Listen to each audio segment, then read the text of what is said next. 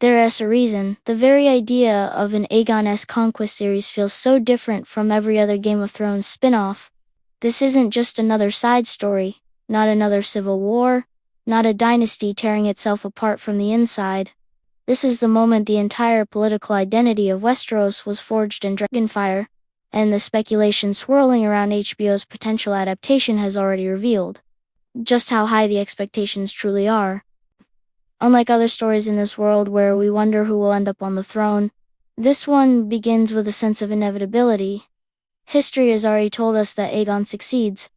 The Seven Kingdoms fall in line, one by one, and the Iron Throne becomes a symbol of a unified continent. So, the real dramatic question isn't about who wins. It's about how that victory transforms the world, and what that transformation costs the people living beneath it.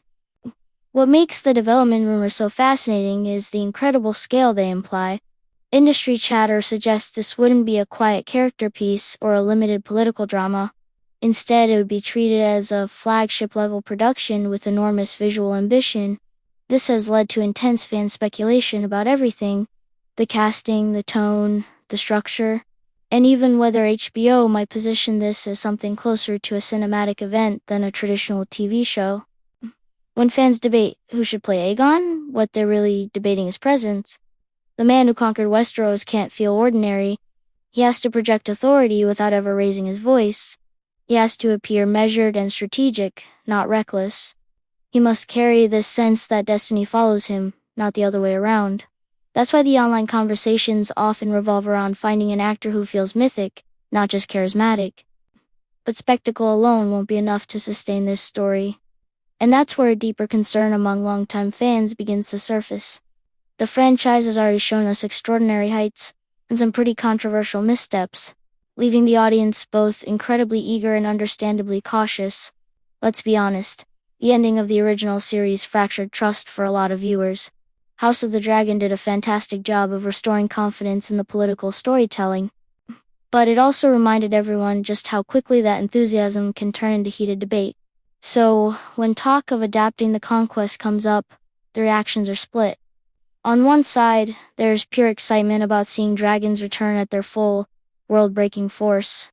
On the other, there's a real anxiety that this foundational piece of lore could be simplified into just a highlight reel of epic battles. The Conquest can't just be castles burning one after another. To be truly great, it has to explore the psychology of unification through fear. It has to dive into the moral ambiguity of using overwhelming force to achieve your goals.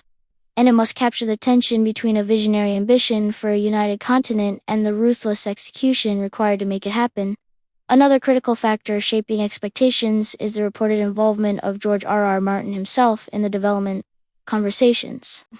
Having the original architect of this world on board signals a commitment to thematic depth, not just a surface-level adaptation. Fans remember what happens when the narrative pacing accelerates too aggressively, or when character motivations feel compressed and rushed. This time, there's a strong desire for patience, for deliberate plotting that allows alliances to form gradually and makes the resistance to Aegon's invasion feel meaningful, not just like a symbolic bump in the road. Since we all know that Aegon ultimately triumphs, the suspense has to come from perspective. How did the proud rulers of Westeros interpret the arrival of dragons on their shores?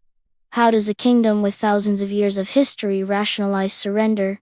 And how does the very act of being conquered reshape a people's identity long after the flames have faded? Equally important are the roles of Visenya and Rhaenys. This isn't the story of a lone conqueror. It's the tale of a powerful triad whose combined strategy, temperament, and influence altered the course of history. If the adaptation treats Aegon's sisters as fully realized political minds and warriors, rather than just secondary figures orbiting their brother, the emotional weight of the series could deepen dramatically. It would allow us to see not only how the battles are won, but how the critical decisions are debated and made behind closed doors. Dragons inspire AW, but it's character complexity that sustains our engagement. Without that balance, even the most breathtaking visuals risk feeling hollow. The broader conversation happening within the fandom reveals something interesting about modern storytelling culture. These days, projects are judged before scripts are even finalized. Assumptions harden into criticism long before a single frame is ever filmed. Social media amplifies both the hype and the fear at an extraordinary speed, and the mere possibility of a casting rumor or a structural change can spark a massive debate. But beneath all that volatility lies genuine investment. Audiences wouldn't react so intensely if this era of Westerosi history didn't matter so profoundly to the mythology. The Iron Throne itself traces back to this very moment. Every rebellion, every succession crisis we've seen in later generations echoes the decisions that were made during the Conquest. If HBO approaches this narrative with the gravity it deserves, focusing on consequence rather than just spectacle, the series could explore themes that are rarely examined in full. Can unity achieved through dominance ever feel just? Does peace that is born from fear create real stability, or just quiet, simmering resentment? And how does the Conqueror see himself? As a savior? A pragmatist? Or simply the most powerful force in the room? Those philosophical layers are what would elevate this adaptation beyond just visual grandeur, and into the realm of truly enduring drama. Ultimately, everything remains speculation for now, from casting to release formats, to the final scale of the production. But the sheer ambition implied by the choice of subject suggests that HBO understands the symbolic weight of this chapter. Aegon's conquest isn't just backstory, it is the axis upon which the entire saga turns. Telling it convincingly will require restraint, depth, and a willingness to portray power without romanticizing it. If they succeed, we won't feel like we're watching just another spin-off chasing nostalgia. We'll feel like we're re-witnessing the forging of history itself, the moment when a divided continent faced an unstoppable force and emerged permanently changed. And if that perfect balance between spectacle and substance is achieved, the return of dragonfire won't signal repetition, but renewal. It will remind all of us why Westeros captured our imaginations in the first place, and why its earliest chapter may yet become its most compelling. Thanks for watching.